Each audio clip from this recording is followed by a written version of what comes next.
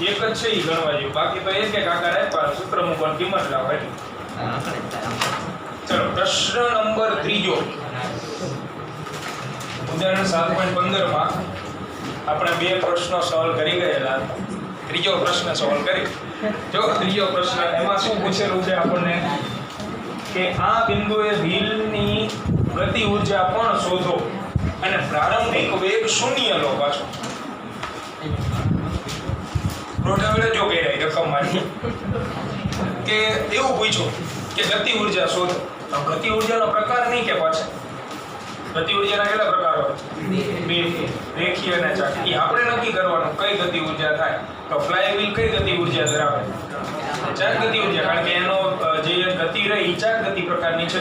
જગ્યા બદલાવતું નથી, કારણ કે દોરડું તમે ખેંચો એટલે એ ગોળ ગોળ ફરશે ખાલી પોતાની જગ્યાએ. એટલે ચાક ગતિ ઊર્જા શોધવાની. તો ચાક ગતિ ઊર્જાનું સૂત્ર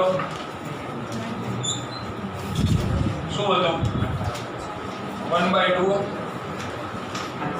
I omega square. સમીકરણ નંબર 1. કયો નંબર? 39 નંબર. હાથ તો અડકો ઊંચો કરી કે 39 નંબર.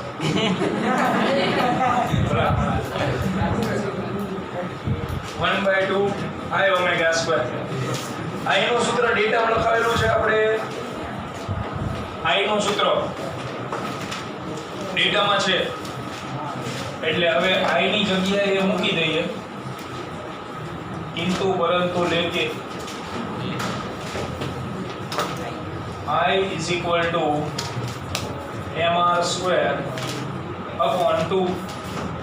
તો મૂકો એના ઉપરના સૂત્રમાં. તેથી ગતિ ઊર્જા k બરાબર 1/2 mr square by 2 into omega square. તો ડેટા તમે વાંચો, ઉપર જટિલ કિંમતો લખાવી, દળ આપેલું છે, ત્રિજ્યા આપેલી, પણ વેગ ન થાય. કોણીય વેગ આપેલ નથી, તો કોણીય વેગ શોધવો પડશે. તો કોણીય વેગ શોધવા માટે શું કરશો? તો પહેલો તમારા મગજમાં પ્રશ્ન આવે કે સર v બરાબર r ઓમેગા નો વપરાય ને, પણ એના માટે ઓમેગા તમારે ગોતવું હોય તો ત્રિજ્યા તો આપેલી છે, પણ રેખીય વેગ આપેલો હોવો જોઈએ ને. આપેલો આપણને રકમમાં રેખીય વેગ નથી. ડેટા લખાયો ને છે ડેટા, એમાં જો રેખીય વેગ છે નથી, તો કેન્સલ. તો હવે કોણીય વેગ મેળવવાનો એક જ રસ્તો છે કે ઓલા 3 સમીકરણ હતા ને એમાંથી સિલેક્શન. પહેલું હતું v બરાબર v0 પ્લસ at, એટલે કે ઓમેગા 0 ઓમેગા બરાબર ઓમેગા 0 પ્લસ આલ્ફા t. બીજું હતું x બરાબર v0t, એટલે થીટા બરાબર omega 0t plus 1/2 alpha t square. અને છેલ્લું v square minus v0 square, એટલે ઓમેગા સ્ક્વેર 2 આલ્ફા થીટા. તો રકમ જે છે, ડેટા જે છે, તેમાં t નો ઉલ્લેખ છે. t સમય, એકો સમય નથી. તો સીધા બે સૂત્ર કેન્સલ. આમાં પણ t આવે છે, કેન્સલ. એક જ શક્યતા ભાઈ કે ઈ એ કેન્સલ. તો પછી જવાબ છે ને લાવો આપણે, એટલે આ એક જ વધે. Omega square minus omega 0 square equal to 2 alpha theta. અને એમાં પ્રારંભિક કોણીય વેગ 0 આપ્યો, પાછો સ્થિર આપેલું છે. જો પ્રારંભિક કોણીય વેગ ઓમેગા 0 બરાબર 0 રેડિયન પ્રતિ સેકન્ડ. કારણ તો વ્હીલ સ્થિર છે. તો હવે તમે ત્રીજું સૂત્ર વાપરી શકો. તો ત્રીજું સૂત્ર મૂકી omega square minus omega 0 square equal to 2 alpha theta. આમાં ઓમેગા 0 તો શું થઈ ગયું? 0 વધે છે ખાલી ઓમેગા સ્ક્વેર બરાબર 2 આલ્ફા થીટા. તો પ્રશ્ન સોલ્વ થાય અહીંથી. આલ્ફાની કિંમત ગોતી દી આપણે. પહેલો પ્રશ્ન 12.50. તો આલ્ફા તો છે, આ ગોતવા માટે થીટા હોવો જોઈએ ને. થીટા નથી આપણી.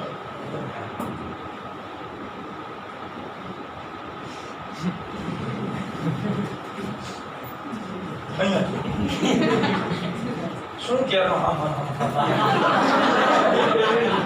શું કરે છે જોતો એટલે શું અંદર ચાલ પેન્ટર કે ચિત્ર કલાકાર એવું કઈ નથી અહીંયા જોને કોડા જેવો અંદર જોવે મેં કીધું હમણાં થોડીક વાર પછી કદાચ બીજી છે ને અત્યારે 2 મિનિટ પછી આ ઊંચું જોવે 3 મિનિટ પછી દાખલો બતવાયો હમણાં લેક્ચર એ પતી જશે ઈ તો હમણાં મેં કીધું કોણીય વેગ ગોતવાનો છે કે રેખીય વેગ આપેલો છે અહીંયા જો ને નહીતર હમણાં ડોકી કાપી નાખીશ આ બોલ આમાં શું કહ્યું શું ગોતવાનું તમારે જે ગોતવું હોય શું ગોતવાનું કીધું થીટા ગોતવાનું કીધું પેલા માસ્ક કાઢ નાખ એટલે એનો મને દેખાય બોલે છે કે બોલતું એટલે બાજુવાળાને કોણીમાં તું બોલી જાવ ને મોટું બંધ રાખ બોલ શું ગોતવાનું હે થીટા કેવી રીતે ગોતશું એવી રીતે ગોતવાનું થીટા શું કામ ગોતવાનું અહીં એના શું થાય થીટા ગોતવાનું કે મજા આવે થીટા ગોતીને શું કરીશ તું એમ એટલે તો બહુ અહીંયા જો કે નહીં આ કથા પૂરી થઈ ગઈ હમણાં થીટા ગોતવાનો છે એટલા માટે કે ઓમેગા જોતું છે ઓમેગા એટલા માટે કે ચાક ગતિ ઊર્જા જોતી પ્રશ્ન જે પૂછ્યો આપણને ચાક ગતિ ઊર્જા મેળવવા તો હવે થીટા કેવી રીતે ગોતશો થીટા ગોતવા માટે બીજી લાંબી રીતે આવે પણ આપણે એકદમ ટૂંકી રીત જોઈએ જો આપણી પાસે ભગવાનની દયાથી એક સૂત્ર છે E બરાબર r ઓમેગા રેખીય વેગ અને કોણીય વેગ વચ્ચે સંબંધ દર્શાવતું એક જ સૂત્ર તો હવે રેખીય અને કોણીય રાશિ વચ્ચે સંબંધ દર્શાવતું સૂત્ર છે ને એના ઉપરથી આપણે બીજા બે નવા સૂત્ર બનાવીએ એક તો બનાવી ગયા હતા ગઈકાલે અહીંયા રેખીય પ્રવેગ અને જમણી બાજુ એમ ના અને આની જગ્યાએ આલ્ફા ત્રીજું સૂત્ર નવું બને કે તમે ડાબી બાજુ રેખીય રાશિ એટલે રેખીય સ્થાનાંતર મૂકો x તો એમ ના અને અહીંયા કયું સ્થાનાંતર આવે કોણીય સ્થાનાંતર થીટા તો આમાંથી તારવી ગયા છે આવડું આ બે આપણે એની કમ્પેરિઝન ઉપરથી બનાવી નાખ હવે કઈ રીતે બને તો કોષ્ટક લખાયું છે આપણે કોષ્ટક એમાં પહેલી જ રાશિ આવી છે રેખીય સ્થાનાંતર x તો સામે કોણીય સ્થાનાંતર હતું થીટા રેખીય વેગ હતો v કોણીય વેગ હતો ઓમેગા અને રેખીય પ્રવેગ હતો a કોણીય પ્રવેગ આની અંદર આનું સૂત્ર આપણને ખબર હતી કે આ બે વચ્ચે સંબંધ જોતો હોય તો આ સૂત્ર છે તો બુદ્ધિ દોડાવી આપણે બાકીના સૂત્ર ઓટોમેટિક મળી ગયા ઇક્વલ ટુ અહીંયા r મૂકો મુદ્દો બની ગયા એટલે આ સૂત્રો તમારે JEE ના મોટામાં મોટા MCQ સોલ્વ કરવામાં કામમાં આવે કારણ કે શું રેખીય રાશિઓ આપેલી હોય અને ચાક ગતિની રાશિઓ ગોતવામાં પાણી ચડી જાય તો એમાં પછી ત્રિરાશિ મૂકો ત્રિરાશિ થી હતા કે 2π રેડિયન જેટલો ખૂણો કાપે તો એક પરિભ્રમણ ગણાય તો પછી બાકીનો તમારે ખૂણો ગોતવા જવો પડે તો એ લાંબી રીત થઈ જાય થોડીક આ એકદમ ટૂંક હવે આમાંથી થીટા ગોતવું ને આપણે આમાં થીટાના ઉમરતા બનાવો છેલ્લા સૂત્રમાંથી તો શું થઈ જાય 2 આલ્ફા થીટાની જગ્યાએ x upon r x કોણ છે રેખીય સ્થાનાંતર તો ઓલું જે દોરી હતી દોરી અથવા દોરડું એનું જેટલું રેખીય સ્થાનાંતર થાય એટલી ફ્લાયવ્હીલની ચાક ગતિ થાય કે તમે પુલી અને દોરડાની વાત આપણે કૂવા માટે કરતા તો દોરડું તમે જેટલું ખેંચો એટલી જ પુલી ફરે કે એના કરતા વધારે એટલી ફરે ને તો આમાં દોરડાનું આપણે સ્થાનાંતર ભણી ગયા દોરડું કેટલા મીટર સુધી ખેંચવાનું કીધું હતું બીજા પ્રશ્નમાં 2 મીટર સુધી એટલે એનો મીનિંગ કે રેખીય સ્થાનાંતર કેટલું લેવાનું 2 મીટર અને આમ તો રેખીય સ્થાનાંતરનો એકમ શું હોય રેખીય સ્થાનાંતરનો એકમ મીટર તો મીટર વાળી એક જ રાશિ આપી છે 2 તો આની જગ્યાએ 2 મૂકો 2 આલ્ફા કિંમત જ મૂકી આલ્ફા જગ્યાએ 12.50 x ની જગ્યાએ 2 અને r ની જગ્યાએ 0.20 ગોતો કેટલું આવે છે 250 તેથી ઓમેગા બરાબર કાઢી નાખો વર્ગમૂળ 15.81 આ કોણીય વેગ મળી ગયો. હવે જો આપણને ખબર છે કે અહીંયા છે ને વર્ગ જ મૂકવાનો છે પણ આ ગોતવું જરૂરી શું કામ? કારણ કે આના પાછળ એકમ કયો લખો? એકમ તો લખવો પડે ને. એકમ વગર અડધો માર્ક કપાય એટલે આ ગોતવા. બાકી અહીંયા તો તમે સીધે સીધું શું મૂકશો? 250. દાખલો સોલ્વ. કારણ કે હવે સમીકરણ 1 માં કિંમત મૂક દો.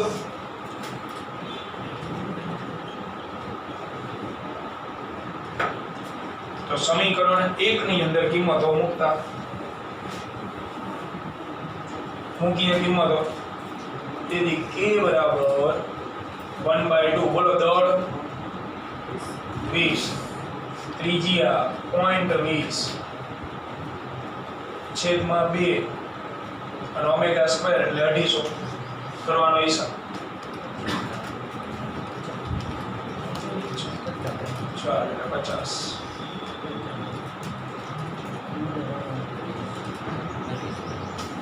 આટલું મળે.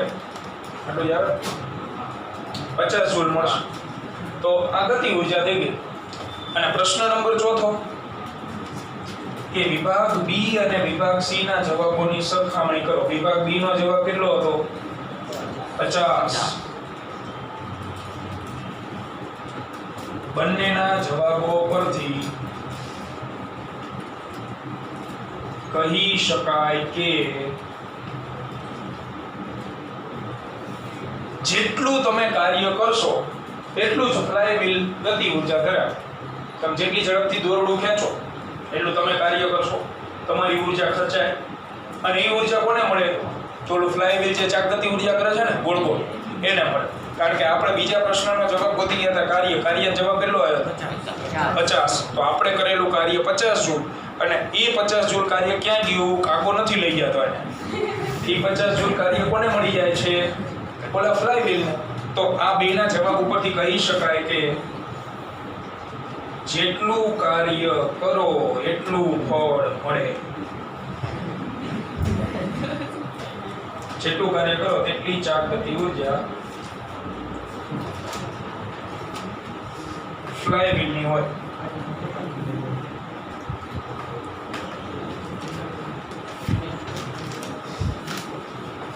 અહીંયા દાખલો પૂર્ણ. એટલે આ દાખલો મહત્વનો જ એટલા માટે કારણ કે ટ્વિસ્ટ એટલા બધા આવે. જો તો આમાં તમે આખા કોષ્ટક ગોખીને આવ્યા હોય તો એ સોલ્વ ન થાય. થોડીક બુદ્ધિ વાપરવી પડે. અને આ તમે સૂત્ર લખી નાખ્યું પછી x એટલે ખબર પડવી જોઈએ ને કે x એટલે શું છે. તો x નો એકમ મીટર, મીટર વાળી એક જ રાશિ હતી. બરાબર? ઝડપથી પૂર્ણ કરી નાખો. અને મહત્વ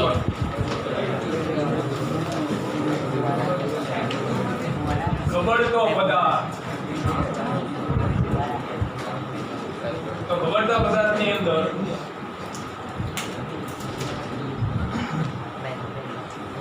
રેખીય અને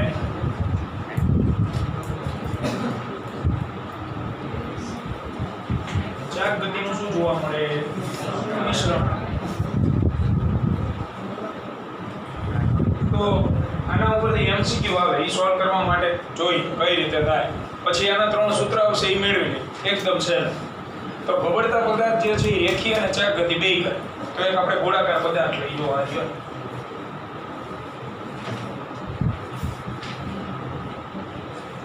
આ પદાર્થ ધારો કે માત્ર રેખીય ગતિ કરે છે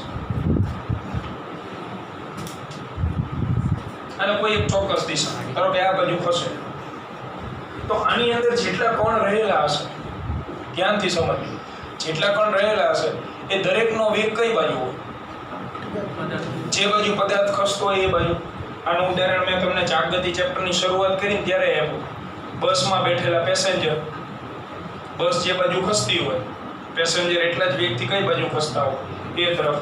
એટલે રેખીય ગતિની અંદર શું થાય? તો દરેક કણનો વેગ સમાન દિશામાં હોય. તો આપણે છે ને વધારે કણ નથી લેવા, ત્રણ કણ લઈ લે ખાલી. આમ તો બે, એક લઉં હું આ સૌથી ટોપ ઉપરનો અને એક સૌથી છેલ્લો. આની પરિસ્થિતિ ઉપરથી બધો ખ્યાલ આવી જાય. અને ત્રીજું આપણે લેશું સેન્ટર ઓફ માસ. તો આવડો આ કણ કઈ બાજુ ખસતો હોય, પદાર્થ આમ ખસતો હોય તો આ તરફ. પછી સેન્ટર ઓફ માસ એ કઈ બાજુ ખસતું હોય, એક તરફ. અને આ કણ છેલ્લો રહ્યો આ પણ કઈ બાજુ ખસતો હોય, એ જ તરફ. તો આને કહેવાય રેખીય ગતિ. રેખીય ગતિની અંદર દરેક કણનો વેગ સમાન મૂલ્યનો અને સમાન દિશામાં. હવે આપણે જોઈએ કે આ જ પદાર્થની ચાક ગતિ થાય એટલે આની કે વર્તુળ ગતિ, તો શું થાય? ધારો કે આ પદાર્થ આમ ફરે છે પોતાના સ્થાને, અંતર નથી કાપતો, ગોળ ગોળ ફરે છે, એટલે આ થઈ ગઈ એની ચાક ગતિ. તો આ જ ત્રણ કણની પરિસ્થિતિઓ જણાવો. બોલો ઉપરવાળા કણનું શું થાય? તો વર્તુળ ગતિ તમે ભણી ગયા છો ને, એની અંદર એક વસ્તુ ભણ્યા કે વર્તુળ ગતિ કરતા પદાર્થના દરેક કણના વેગ સ્પર્શકની દિશામાં હોય. અને આપણે ઉદાહરણ આપ્યું હતું લંગરનું. પથ્થરો છૂટે કઈ બાજુ જાય? સ્પર્શકની દિશામાં. એટલે આનો તમે વેગની વાત કરતા હોય તો આનો સ્પર્શક કઈ બાજુ દોરે? જે બાજુ ચાક ગતિ થતી છે બાજુ, એટલે આ તરફ સ્પર્શક. એટલે આ કણનો વેગ આ બાજુ. આની વાત કરો, આ કઈ બાજુ આવે? આ બાજુ સ્પર્શક આવશે.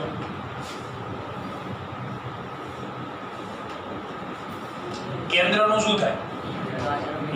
એનો વેગ શું આવે? 0. કારણ કે પંખો ચાક ગતિ કરે છે, એનું કેન્દ્ર ક્યાંય ખસે નહીં. તો કેન્દ્રનો વેગ 0. બસ આ બે તમે સમજો એટલે ગબડતો પદાર્થ આવે. હવે ગબડતા પદાર્થની આકૃતિ દોરી આપણે. જો ઇક્વલ ટુ આ ગબડતો પદાર્થ.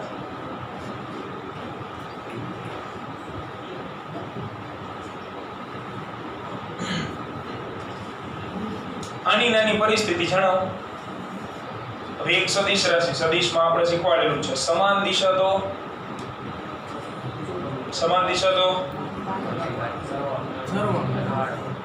આ બોલપેન ઉપર 2 ન્યૂટન બળ આમ લાગે, 10 ન્યૂટન બળ આમ લાગે, કઈ બાજુ ખસે? કેટલા બળથી? તો તમે શું કહ્યું? આ જ બોલપેન ઉપર 10 ન્યૂટન બળ આમ લાગે, 2 ન્યૂટન બળ આમ લાગે, કઈ બાજુ ખસે? આ બાજુ. કેટલા બળથી? શું કરી? સમાન દિશા સરવાળો, વિરુદ્ધ દિશા. તો આ કણની પરિસ્થિતિ શું હોય? આની તો કઈ દિશામાં વેગ છે?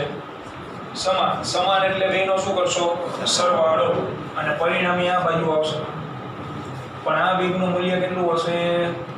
2v. v વત્તા v. સમાન દિશા છે ને, સેન્ટરની વાત કરો, સેન્ટરની. તો v વત્તા 0. અને કઈ બાજુ ખસે? આની દિશામાં. છેલ્લા કણની વાત કરો, છેલ્લા કણની. v ઓછા v 0. તો કેવા એમસીક્યુ નીકળે? MCQ number 1. ગબડતા પદાર્થના દ્રવ્યમાન કેન્દ્રનો વેગ અને રેખીય ગતિ કરતા પદાર્થના દ્રવ્યમાન કેન્દ્રનો વેગ નીચેનામાંથી ખાલી જગ્યાઓ સમાન, અસમાન, વધુ કે ઓછું. તો ગબડતા પદાર્થના દ્રવ્યમાન કેન્દ્રનો વેગ રેખીય ગતિ કરતા પદાર્થના દ્રવ્યમાન કેન્દ્રનો વેગ કેવો હોય? સમાન. આ આકૃતિ કેવી યાદ આવી? v. તે ગબડતા પદાર્થના સંપર્ક બિંદુનો વેગ જણાવો. 0. કારણ કે આને શું કહેવાય ખબર? સંપર્ક બિંદુ.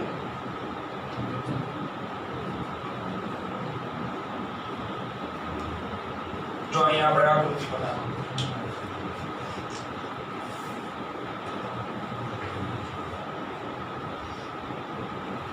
એક થીટા ખૂણાવાળો ઢાળ છે અને આ ઢાળની જે લંબાઈ કહો તો લંબાઈ ને અંતર કહો તો અંતર એ છે d જેટલું. આ રીતે. અને આ ઢાળની જે ઊંચાઈ છે એ છે HG. હવે અહીંયાથી કોઈ એક રાઉન્ડ શેપનો પદાર્થ હું છે ને ગબડતો મૂકી દઉં છું, એટલે આમ ગતિ કરશે. આ કઈ ગતિ થઈ? ચાક ગતિ. અને એનું સેન્ટર અહીંયા હશે, એ સેન્ટર એ તો બદલાવાનું નથી, એ તો અહીંયા ની પણ ખસે ખરા ને સેન્ટર. જેમ જેમ આગળ વધશે એમ સેન્ટર કઈ બાજુ ખસતું જશે? આ તરફ. તો રેડ કલરની પેનથી દર્શાવો ને એને કહેવાય રેખીય ગતિ, સીધું છે. અને બ્લેક કલરની પેનથી દર્શાવો એને કઈ ગતિ કહેવાય? ચાક ગતિ. તો આમાં અહીંયા જે બિંદુઓ હોય એનો વેગ શૂન્ય, પણ એ પાછો ઘડીના છઠ્ઠા ભાગ માટે જ હોય ને, થોડાક સમય માટે જ હોય, પછી એ કણ ઉપર જતો રહે, એના બાજુવાળો જે કણ હોય એ સંપર્કમાં આવી જાય, એટલે એનો વેગ શું થઈ જાય? 0. તો સંપર્ક બિંદુનો વેગ દર વખતે શું હશે? 0. પણ અહીંયા કણ ફિક્સ ન હોય. અત્યારે આ કણ છે, પછી આ કણ આવશે, પછી આ, પછી આ, પછી આ, પછી આ, એવી રીતે દરેક કણ વારાફરતી સંપર્કમાં આવવાના. એટલે એક સમય એવો આવે કે રાજા રંક બની જાય અને રંક રાજા બની. અત્યારે રાજાની પરિસ્થિતિ થઈ. શું કામ? કારણ કે મહત્તમ વેગ છે એની આગળ, મેક્સિમમ v + v 2v. અને જેમ જેમ આ બાળક અહીંયા આવતું જાય એમ એમ વેગ એનો ઘટતો જાય. એક સમયે અહીંયા પહોંચે, કારણ કે ગબડે તો છે જ, અહીંયા સ્થિર તો રહેવાનું નથી. જેમ જેમ ગબડતો જશે એમ એના સંપર્ક બિંદુઓ બદલાતા જશે. અને આ કોણ જ્યારે અહીંયા પહોંચે એટલે એનો વેગ 2v માંથી શું થઈ જાય? 0. ત્યારે આવડો આ કણ ક્યાં પહોંચી ગયો હોય? ઉપર. એટલે એનો વેગ કેટલો થઈ જાય? 2v. તો આમાંથી MCQ આવા હોય, હેતુલક્ષી પ્રશ્ન આવા પૂછો. બોલો, આમાં કોઈને પ્રશ્ન હવે? હા કે ના?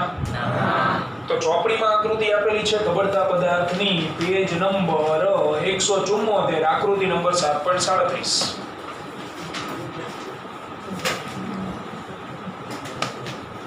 એ 7.37 નંબરની આકૃતિ રહી, એ જ આ આકૃતિ છે, જેમાં એમાં કશી ખબર પડે એમ નથી. આમાં પડે. હવે હજી એક કણ હું દર્શાવી એટલે વધારે ખ્યાલ આવે. દાખલા તરીકે અહીંયા જે કણ હોય એનો રેખીય વેગ કઈ બાજુ?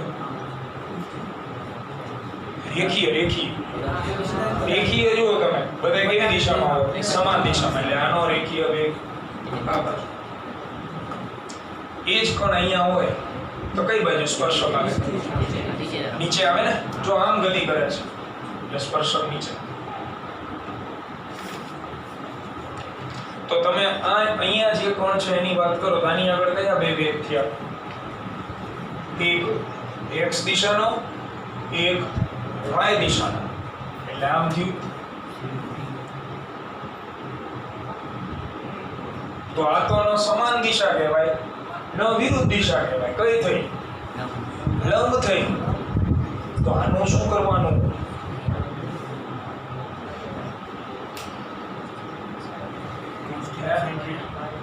કઈ રીતે?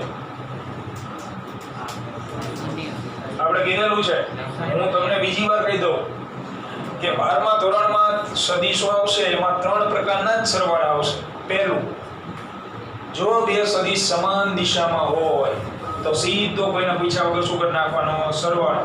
જો બે સદિશ વિરુદ્ધ દિશામાં હોય તો કોઈના પૂછ્યા વગર સીધી બાદબાકી. પણ આ તો દરેક બાળકને યાદ હોય, પણ ત્રીજું નથી આવતું કે બે સદિશો થીટા ખૂણે રહેલા હોય તો શું? તો એના માટે આખા ફિઝિક્સમાં અગાઉ મેં તમને કીધું હતું, ગમે એવડા લેવલનો ફિઝિક્સ ભણો, એક જ સૂત્ર છે પરિણામે મેળવવા. r બરાબર વર્ગમૂળમાં a² + b² + 2ab cos θ. Theta ખૂણે રહેલા હોય ને બે સદિશ, તો આનાથી જ પરિણામી મળે. તો હવે રિપીટ નહીં કરો, યાદ રાખ. સમાન દિશા સરવાળો, વિરુદ્ધ દિશા બાદબાકી. થીટા ખૂણે રહેલા હોય તો r બરાબર વર્ગમૂળમાં જે બે સદિશ થીટા ખૂણે હોય એના મૂલ્યનો સરવાળો, અને અહીંયા એ બંને વચ્ચેનો ખૂણો. તો આપણી આગળ બંને સદિશો v અને v કઈ દિશામાં છે? પરસ્પર લંબ. બે વચ્ચેનો ખૂણો 90. cos 90 0 થઈ જાય એટલે આ ક્યુ.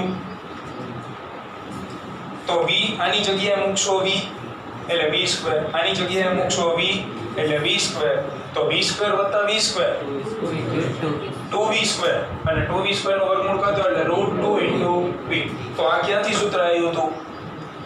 સમાંતર બાજુ ચતુષ્કોણના નિયમ ઉપરથી. સમાંતર બાજુ ચતુષ્કોણનો નિયમ ભાઈબંધો આવો હતો, સદિશ A સદિશ B. તો સમાંતર બાજુ ચતુષ્કોણ બનાવો તો આને સમાંતર અહીંયા, આને સમાંતર અહીંયા, પરિણામી આને કહેવાય હતું ને. દર્શાવાય આને સમાંતર અહીંયા, આને સમાંતર અહીંયા, પરિણામી કઈ રીતે આવે? બોલો પરિણામી ક્યાં આવશે? ત્રાસુ આવે ને, સમજાયા? એટલે તમે આ સમજી લીધું, જરૂર લાગે તો આ રફકામ કરીને લખ નાખવાનું. હું બધું ડિટેલ નથી લખતો. આ કેવી રીતે આવ્યું, ક્યાંથી દિશા ક્યાંથી આવી, ક્યાંથી મૂલ્ય કેટલું હશે આનું? તો √2 * b, જે તમને દર્શાવેલું છે ચોપડીની અંદર. આની અંદર કોણના ઠેકાણા પડ્યા નથી જોડાય. આને જણાવ્યા. હાલો એને જાવ તો ઉપર P1 નામનો કોણ દેખાય? P1 નામનો, એનો વેગ જો સ્પર્શકની દિશામાં. VCM નો વેગ જો VCM એ v જેટલો જ રાખો, અને નીચે સંપર્ક બિંદુનો વેગ 0 હશે. એટલે આપણે છે ને આટલું યાદ રાખવાનું. એટલે તમને દરેક દાખલાઓ MCQ માટે જ છે. આની ક્યાંય થિયરી પૂછાવા નથી. એમ નહીં કે ગબડતા પદાર્થ વિશે ટૂંક નોટ લખો. સૂત્ર ધારણી આવશે, ગબડતા પદાર્થની ગતિ ઉર્જા ધારવો, વેગ ધારવો, અને ત્રીજો એક સૂત્ર આવશે કે પ્રવેગ મેળવો. તો એ આપણે જોશું. આને ફટાફટ પૂર્ણ કરો. ખડીના છઠ્ઠા ભાગ આવી દો, પછી તમે જેટલું બાકી છે એ પૂરું કરી નાખ્યું તમારે. પણ પહેલા પૂરું કરજો, ઓલું રહી જતું હોય વાંધો નહીં. બરાબર? તો ગબડતા પદાર્થના 3 સૂત્ર આપણે તારવશું. ધ્યાન આપજો, સહેલા એકદમ. 4 સ્ટેપની તારવણી, ખાલી 4 સ્ટેપ. એટલે 2 માર્કમાં પૂછાય. 4 માર્કમાં પૂછાય તો 2 ભેગી થઈને પૂછાય. તો ગબડતા પદાર્થ આગળ 2 પ્રકારની ગતિ છે, એટલે 2 પ્રકારની ગતિ ઊર્જાનો શું કરવો પડે? સરવાળો કરવો પડે. તો પહેલો જ મુદ્દો કે આકૃતિમાં થીટા કોણ ધરાવતા ઢાળ પરથી m દળ અને r ત્રિજ્યા ધરાવતો પદાર્થ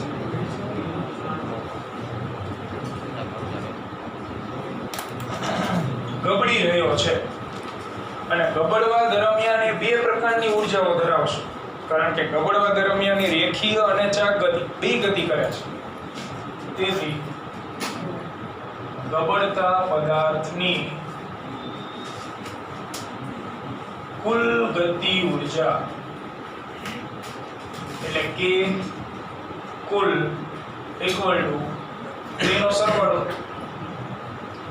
રેખીય ગતિ ઊર્જા અને ચાક ગતિ ઊર્જા. બોલો સૂત્ર. રેખીય ગતિ ઊર્જાનું સૂત્ર શું હોય? 1/2mv².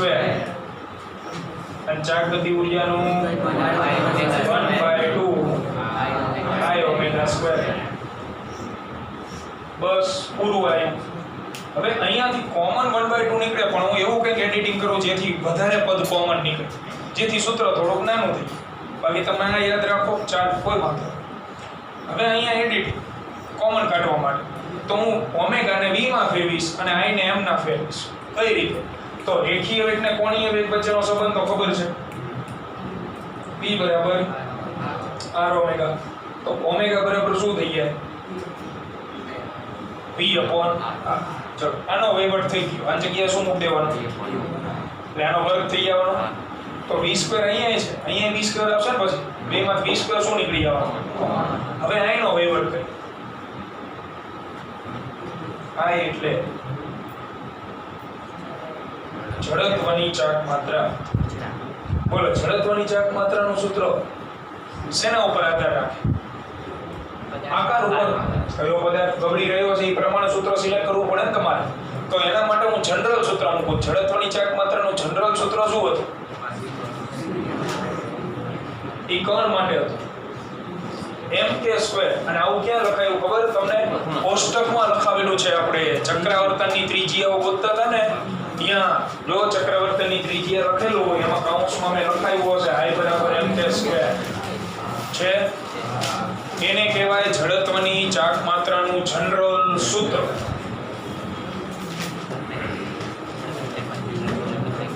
તો આ બંને પદ જે રહ્યા રેડ કલરની પેન વાળા બંને પદ અહીંયા મૂક દો. ઓમેગા જગ્યાએ આવડું મૂકો, આની જગ્યાએ મૂકો, એટલે પ્રશ્ન સોલ્વ. તેથી કે કરવામાં ધ્યાન રાખજો.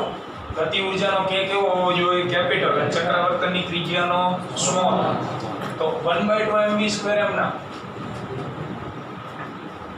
વત્તા 1/2 I ની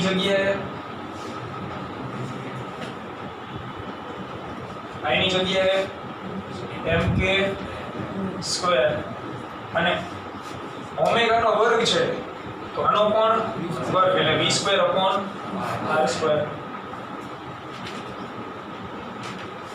હવે બોલો કોમન શું નીકળે? એક તો 1/2 કોમન, m પણ કોમન, v² પણ કોમન, અંદર આ તો આખું નીકળી ગયું ને. એકડ એક વત્તા k² વધે અંશમાં છેદમાં r².